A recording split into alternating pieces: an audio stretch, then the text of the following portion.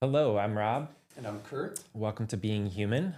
This is episode 2, I think, right? Yeah, 2. episode 2. And, Being Human, we're here to share insights and stories about how you can connect better with your audience and really drive growth through your business. That's really the point of all this. So welcome. Today we have a guest, our first guest. Welcome, Jake Britton from WiseBear Creative. First guest, number 1. That's right. Second episode. Welcome. Thank you for having me. Yeah, guys. thanks for being here. No, we're excited to talk a little bit about SEO today and how, messaging and SEO can really drive conversion and really increase revenue and growth for your business. So yeah, happy to have you. Yeah, thanks again for having me. Yeah, I'm excited as well. There's a lot to talk about. Yeah, we know you're a little disappointed coming in because you can't fit your cowboy hat over know. your And we're big branding people at WiseBear, and the personal brand is something I've adopted about 3 years ago when I bought my first pair of cowboy boots. I get made fun of a lot by some people for wearing the cowboy boots, but because I don't own a ranch or a horse, but the hat Maybe has that's been next. a bit of a staple. So It's I'm pretty bummed. badass. I'm pretty No, I appreciate We can put that on the thumbnail, maybe. I'm going to tell everybody who makes fun of me that Curt told me it's badass. That's right. That's you right. can do that. All right, Yeah. good. Well, Jake, tell us a little bit about yourself and about WiseBear. Yeah. So I started WiseBear about 8 years ago, transitioning out of the Michigan craft beer industry, where I helped sales teams in the craft beer world, penetrate the market with their brand. It was a hyper competitive, hyper fun, a lot of camaraderie, a lot of good stuff going on in the craft beer world. And I left and I needed something to do. I have a film background, worked on commercial films through my early 20s, had a wedding videography business before that, and always had an entrepreneurial itch. So with the support of people around me, I finally kind of just dove in head first to WiseBear. And we launched as a creative agency, really focused on videos for brands. Consumer packaged goods was a natural fit with the brewery background. So we were doing some projects for New Holland, for Arbor Brewery, doing some stuff in the consumer world for Big O Smokehouse out of Caledonia, and really having a lot of fun with branding, brand messaging, helping define the brand. And quickly, it's just kind of spiraled, It's like, okay, video That's how it works, right? is now being shot on cell phones, and social media is this content, cannibal. It just needs constantly to be fed. And, we needed to pivot what we were offering to more than just video and more than just kind of branding. So we started adding graphic design, and we started adding social media management, and eventually kind of SEO really cornered me. I'd say it was about 7 years ago when I truly understood what SEO meant. And that's when our shift was like, okay, we're going to be a full-scale digital marketing agency, which we are today. Very cool. So 7 years ago, how much has SEO changed in that amount of time? I'd say in the last 2 years, it's probably changed the most. I'd say even a couple of years ago, you could still get away with some of the classic SEO methods, things like keyword stuffing and kind of tricking what I call the Google gods into ranking just by, optimizing your website with simple placements of keywords. But it's changed a lot. Obviously, I know we're going to talk about AI, we're going to talk about Gemini and all these different things, but that's really what's leading the changes is Google, and I call them the Google gods. Yep. They are changing how they're really scanning and ranking your website. And also the user, how they use Google is changing, and the different platforms that they use to search is changing. But one thing that I love about SEO is in the 7 years of, kind of specializing in it, it's never really gone away. Yeah. You always need that foundation of SEO. So at Human, we like to bring in, partners we trust, specifically around areas that are important to our clients and that we're working with. So SEO obviously is a big part of that. And that's why we've partnered with Jake and WiseBear in a couple of projects. But one thing we've talked about even, I think this week is the shift in how you even need to approach SEO. Mm-hmm. It used to be a set it and forget it, right? You set up your website, the keywords, the tagging is all right, and you're good to go basically, and helping people find you on Google. So talk even a little bit about that shift in how to approach it, the ongoingness of how you need to build content and be constantly updating it. Yeah, no, it's a good question. I look at SEO kind of a little bit, I try to simplify it when I'm talking about it to clients, because there's so many different digital marketing, trends and services that help get your business found. SEO is much like an investment, right? Like you have to just consistently invest in SEO.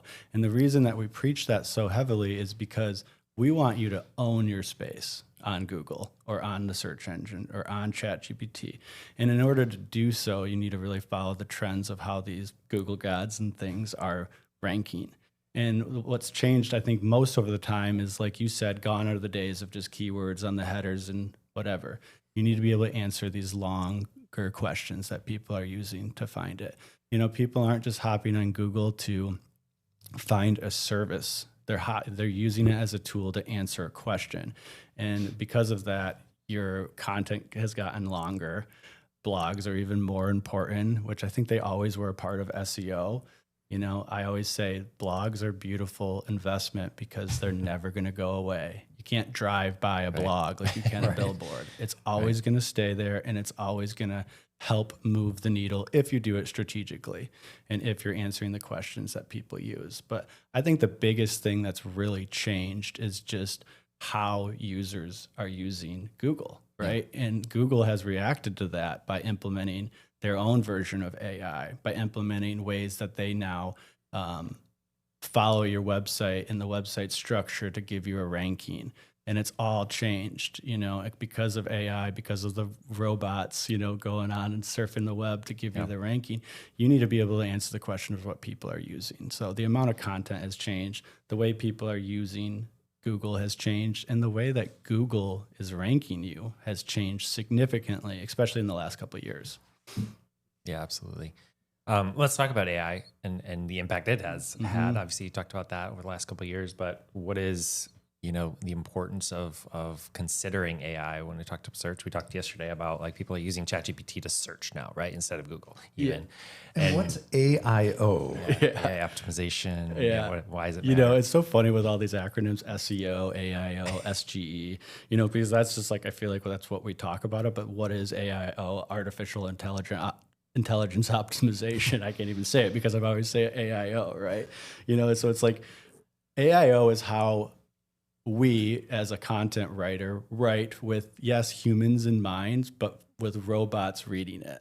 So we need the content to obviously be authentic and matched with human search intent, but honestly, almost just as important, how is an AI bot going to read this, right? And how are they going to use it? That means formatting content differently. Scannability is key. Structure is key. You got to embed like the relevance and stuff, so AI tools knows what they're searching for and how to find it on their website quickly, because they are giving instant results, as a matter of seconds of this quick scan. Okay. And you're going to hear me say structure a lot because it's like the biggest thing that we see when we get on people's websites is they have great content, but it's not structured in a way that these new Google gods are actually going to be able to read it and rank it.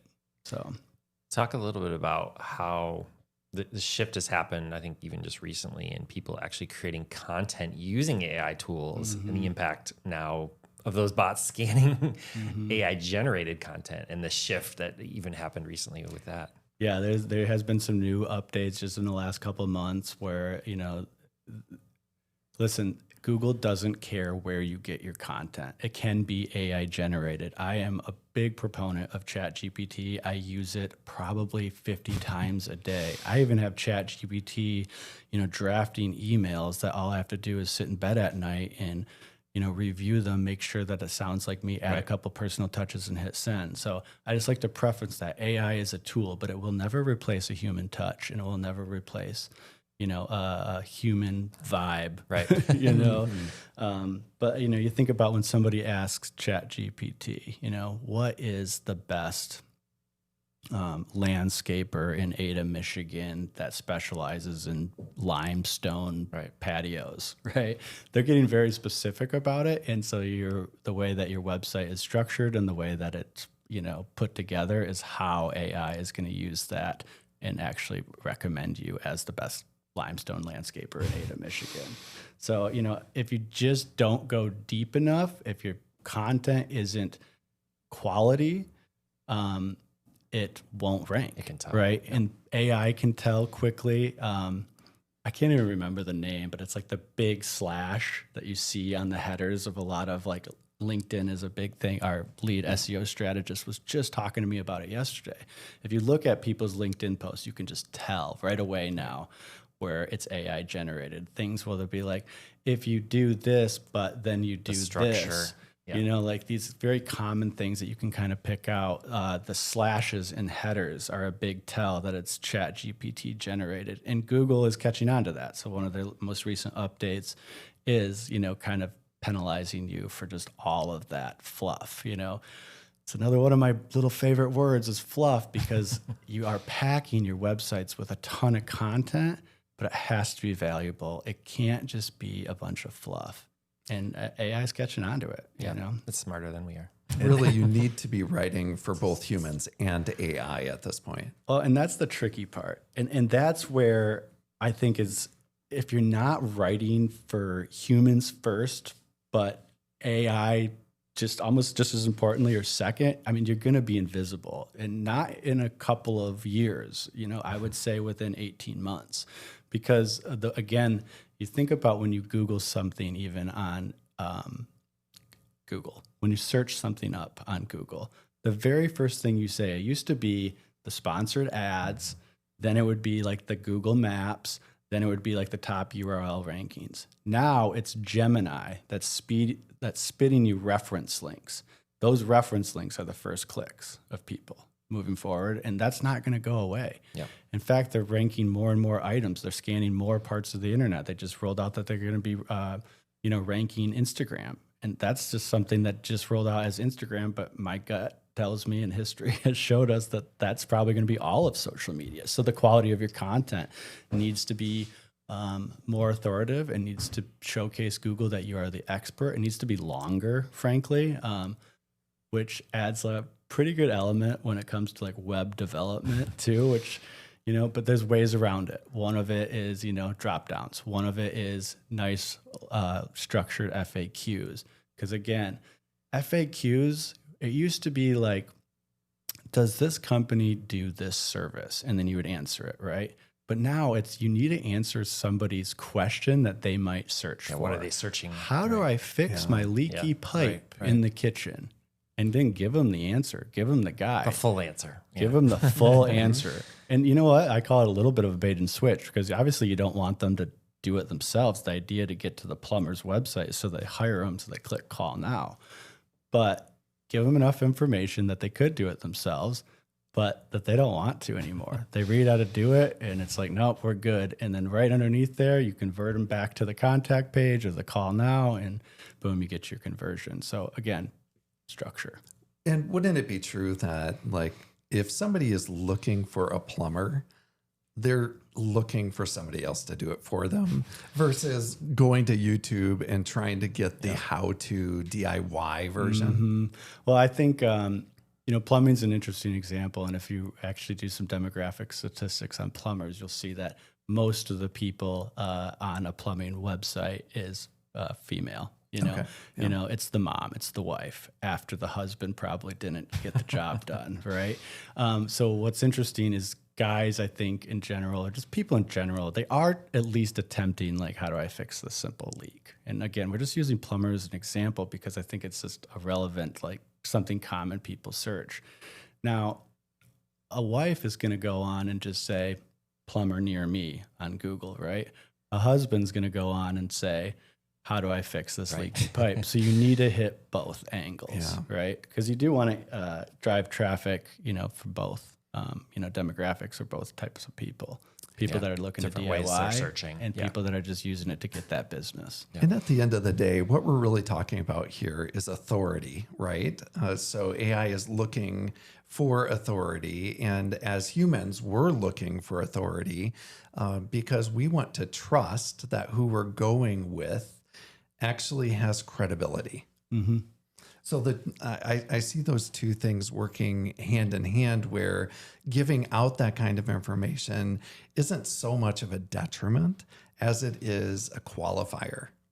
Yeah, absolutely. And the thing is like if your business is number one on Google, let's just say you're ranking top dog on Google, but then they hop on there and there's not that authoritative vibe, right? Like there's not the answer to the questions. It doesn't matter how you got ranked there, you're going to immediately lose that customer. Right. Consumers are smarter than ever. Again, they don't want fluff. They don't want to read about you and your credentials. They want to know very quickly, can you solve my problem and how are you going to solve it and when it's done. Right. Absolutely. And they want you to be that authoritative figure. Yeah. Yeah. That's where we come in. That's exactly right. Yeah. So one of the things that we've enjoyed working with you on, Jake, is the intersection between SEO and messaging. Mm-hmm. As a StoryBrand guide, one of the things that I'm very familiar with is how important it is to give people something that's very clear, that doesn't lead to confusion at all. And so from a StoryBrand perspective, we're constantly looking for ways to simplify things. Mm-hmm. And then we come and start engaging with you and we start realizing we need a whole lot more on these websites. So I think that intersection is a very interesting aspect. I think we need to have some discussion around what does that mix look like? And I'd just be interested in hearing, like, what was your first impression when we started talking and we were saying, look, it has to be super, super simple. Yeah. I was frustrated. No, like honestly though, it was just kind of like, well, hang on a second, because you hired me to get leads to your website, and this is what we're talking about. Taking all the words off. Why are you removing all my words? Yeah. Why do you want to change the H1 to some, saying about the person that might be on it? Let's get those keywords in there and let's do these things, right? And we'll talk about the results we're getting for this client in a little bit. Do. Yes. And I think like what my aha moment after chatting with you is, it doesn't matter. Like I said, it just does not matter if you show up on search and somebody clicks on your website and they don't feel good, they're not going to make action. And so when I started to think about more of the conversion path than just the getting them to the page path, and I think that's where StoryBrand really comes in, is all the traffic in the world doesn't matter if you can't convert them to call now, to fill out the form, to book the appointment, to buy the product, whatever it is, right? And that's, I think, where StoryBrand and the clarity really, really come in. And, I had to give a little and I had to take a little. We gave a little too. You did. Yeah. You did. You guys were fair. It's like, okay, hey, take the homepage, do whatever you want. Let's make it StoryBrand focused. Yeah. We'll pack in some of the SEO and the FAQ at the bottom. Right. But then we're going to be doing some structure and an FAQ. We're going to make a service pillar page. We're going to make child pages for each one of those services. The blogs are now going to be interlinked back to a service page, then back to a contact page. Again, interlinking, which I think we'll talk more about. But yeah, so it's just give a little, take a little. But I think it's a fine line, I think we talked about, right? Like, it was extremely eye-opening. Yeah, totally. And like I think for me, it's not that I never thought about conversion. It's just the way that I would, like a common call to action, right? It's like, call us now. Well, hang on a second. Like, why do they want to call you, right? Like, make it about them, which is the StoryBrand 101, right? It's about the person viewing your website. It's about the customer, and coming up with just creative ways to convince them to convert.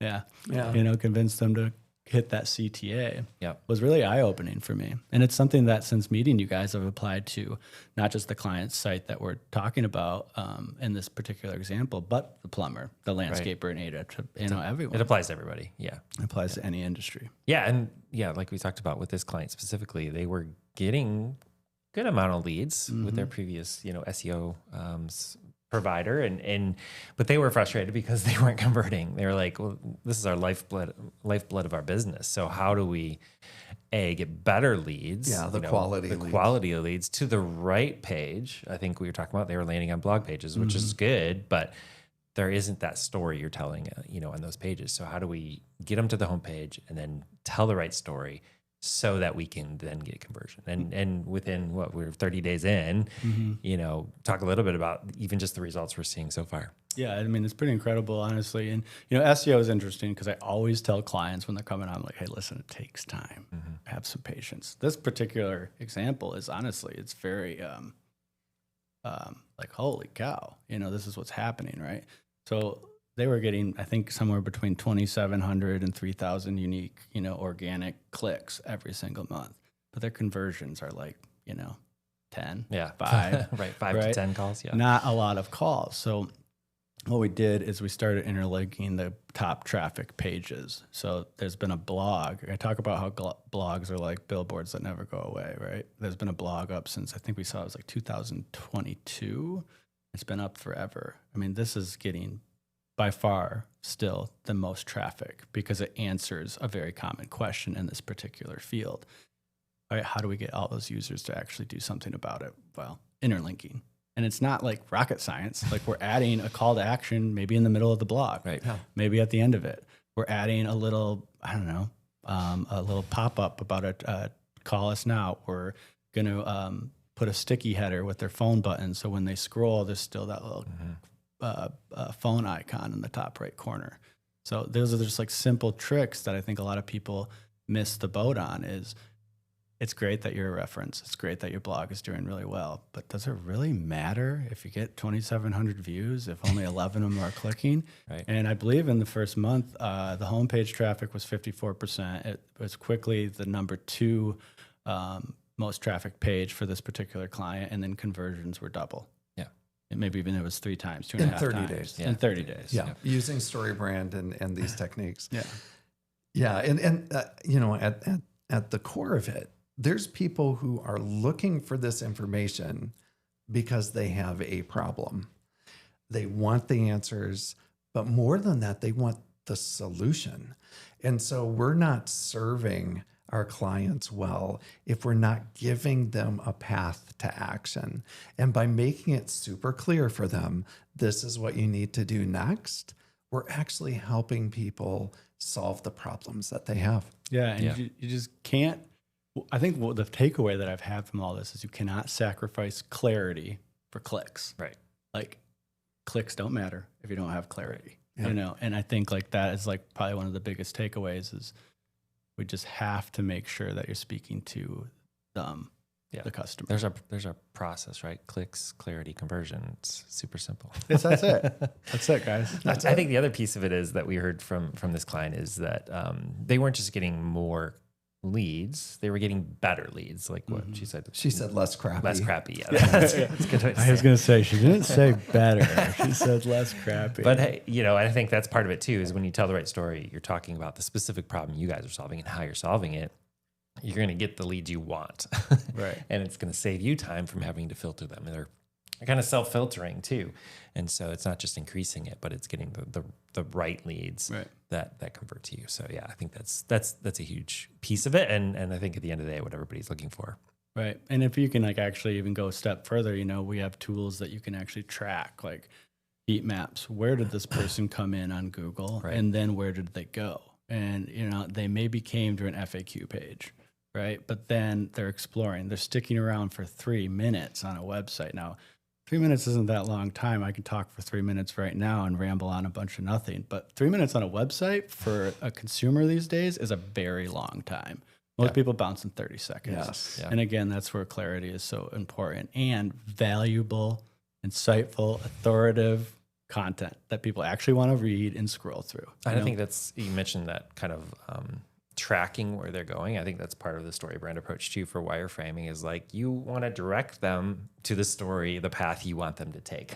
Don't leave it up to them. We talked about last time, right? So that confusing piece, the giving, you know, multiple ways that they can the smorgasbord of options is confusing. And I think, you know, mapping the path you want that customer to take, ultimately ending in that call to action, I think is where that magic happens, right?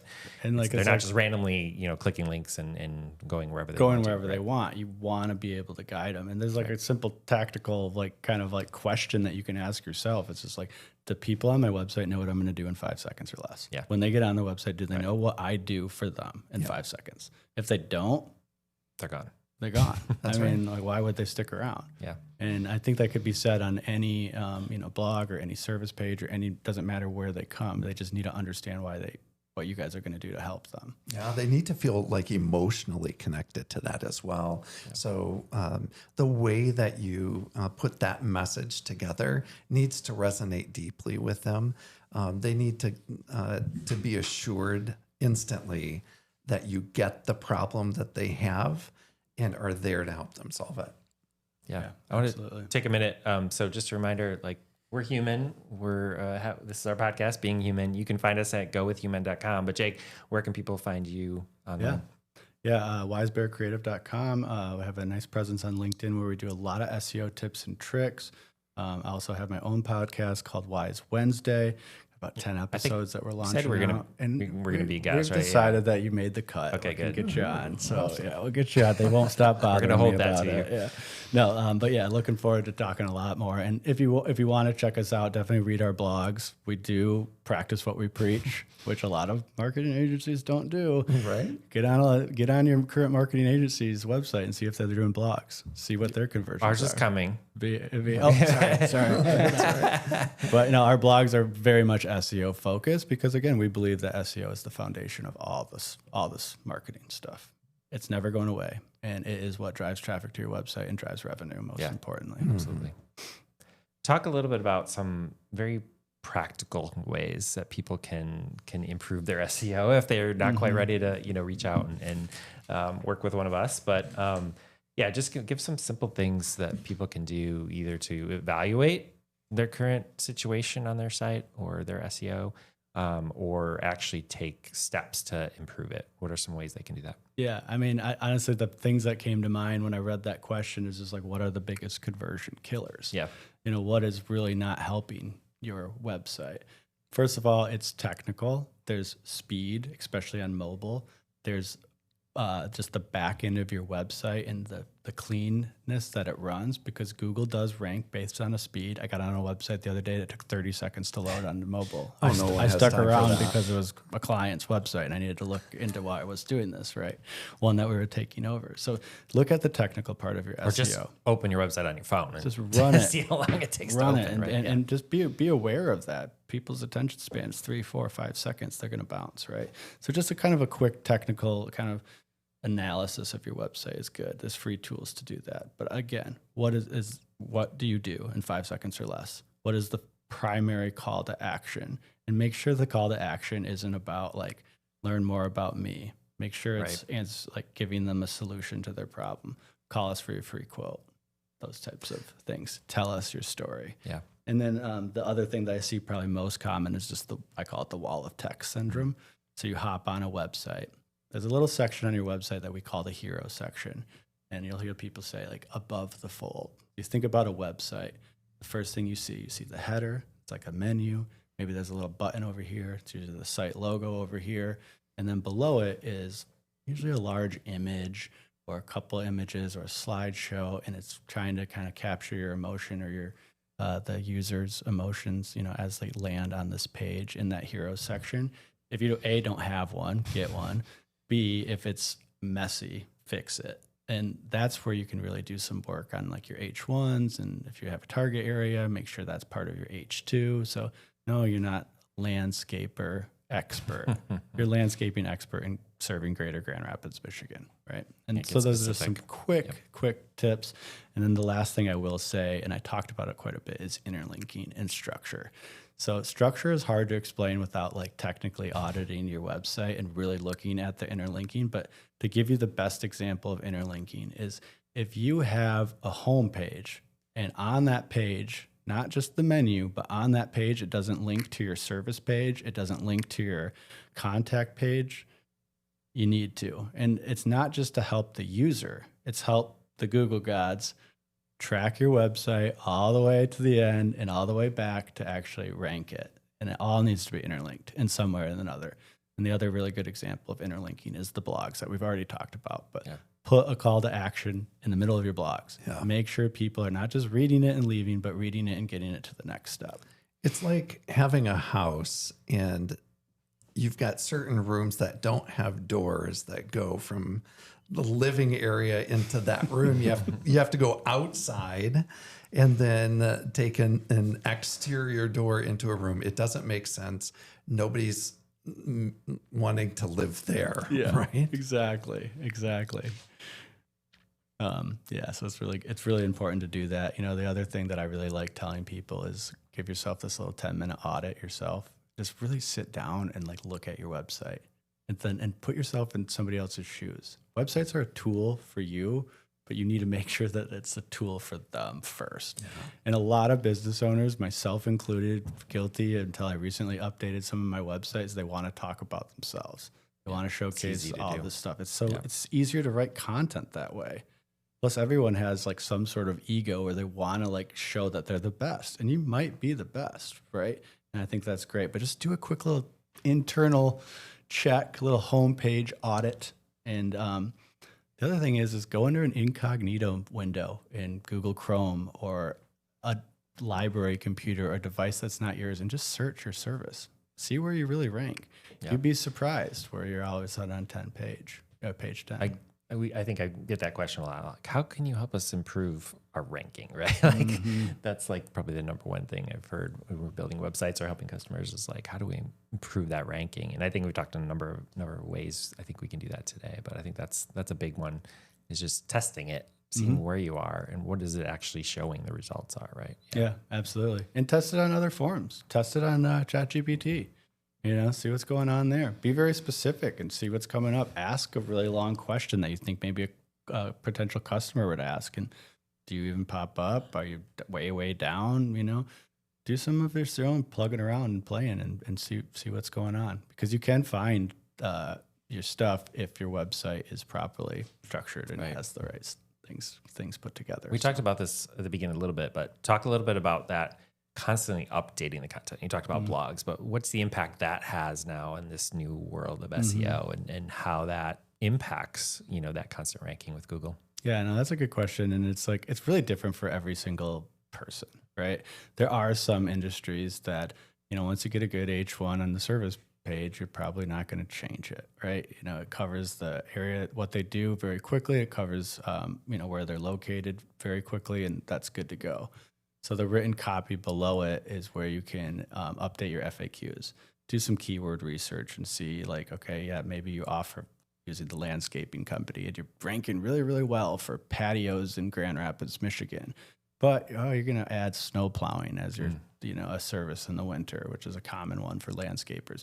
Well, let's create a snowplow page. Let's update the FAQ. Let's update the content.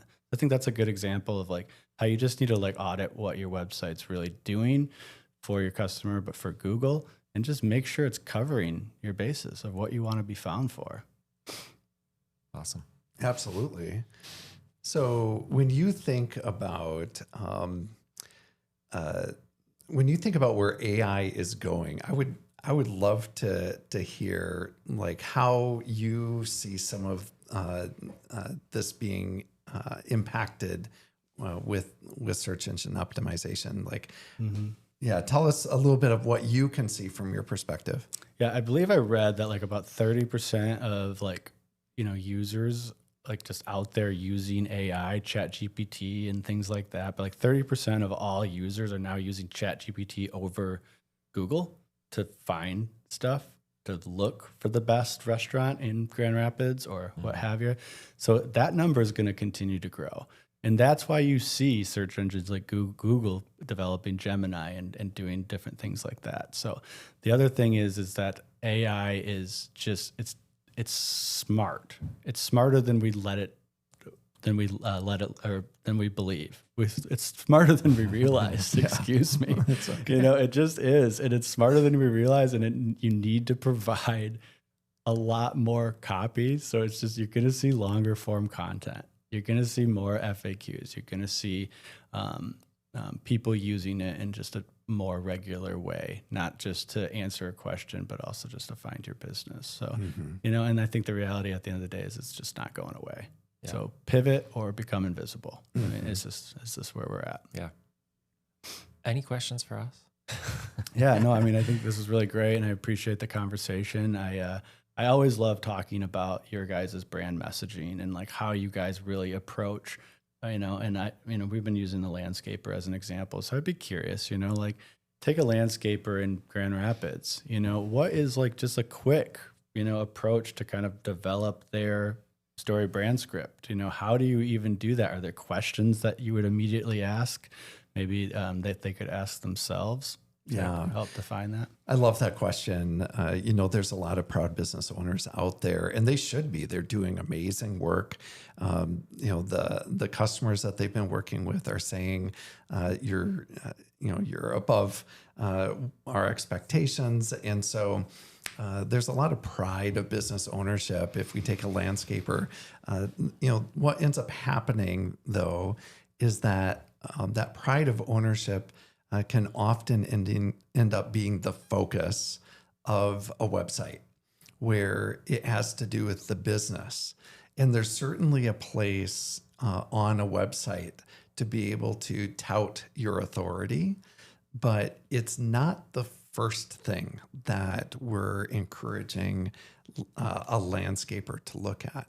The first thing that we're wanting to know is, do they understand what their customer wants in relationship to what they offer? So can they, and it could be 1,000 things, right?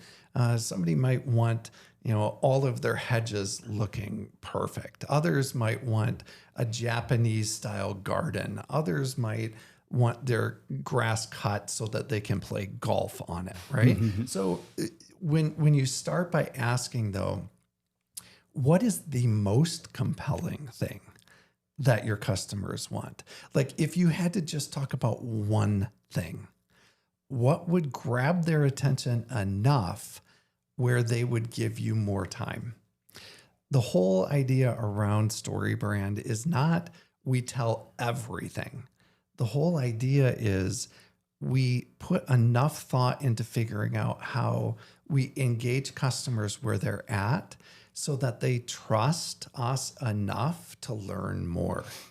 So I think that would be like the biggest thing is take the time before you start thinking about, like putting your shiny truck up on above the fold. Lots of pretty landscapes. Exactly. To think, what do they actually want?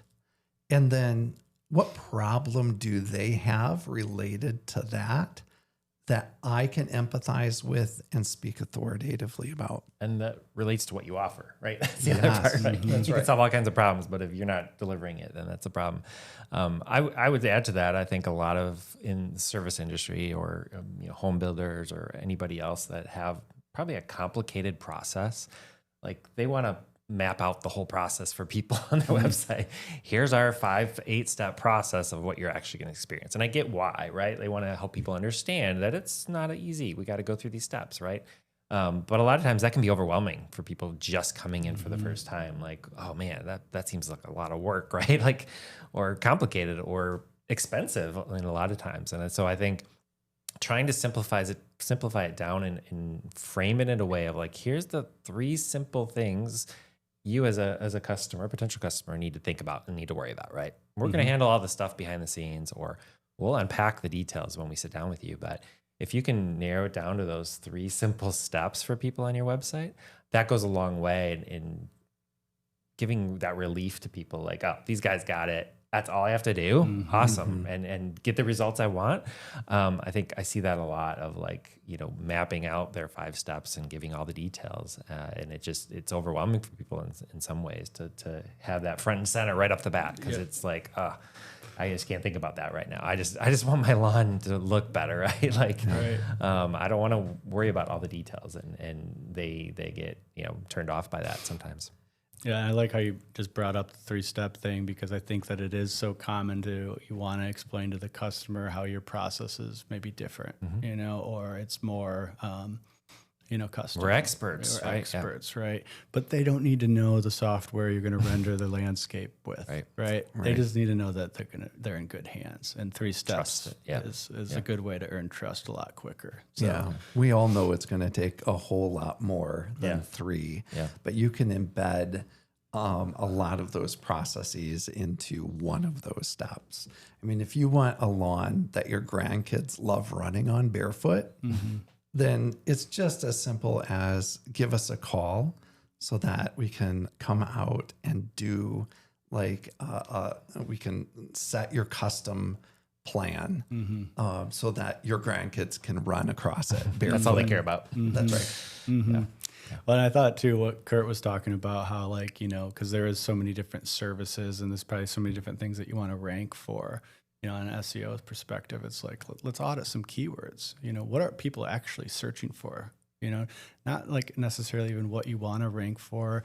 If there's 100 services that you offer, you got to start someplace. Absolutely. Right? And that's one of the things about SEO that's always a little bit challenging is it's called organic search. It's an organic process as well. It takes time, and you need to start someplace. And keyword research is how we figure out where to start. And just like what service do you want to rank for first is kind of how we would figure out where to start, and then find some of those keywords and build content around those low-hanging fruits to the Google gods. That's right. For the Google gods, you got to get them, churning. You got to get them reading the content. So I thought that made me think a lot about just how we do things at WiseBear by offering some of those free keyword audits, and then providing that just completely free to the customer and say like, hey, if you want to rank, here's 10 things that you can do, not even us, but you could do to help your website have more clarity and rank higher. So that's a great way to start, is just to do some keyword research. Absolutely.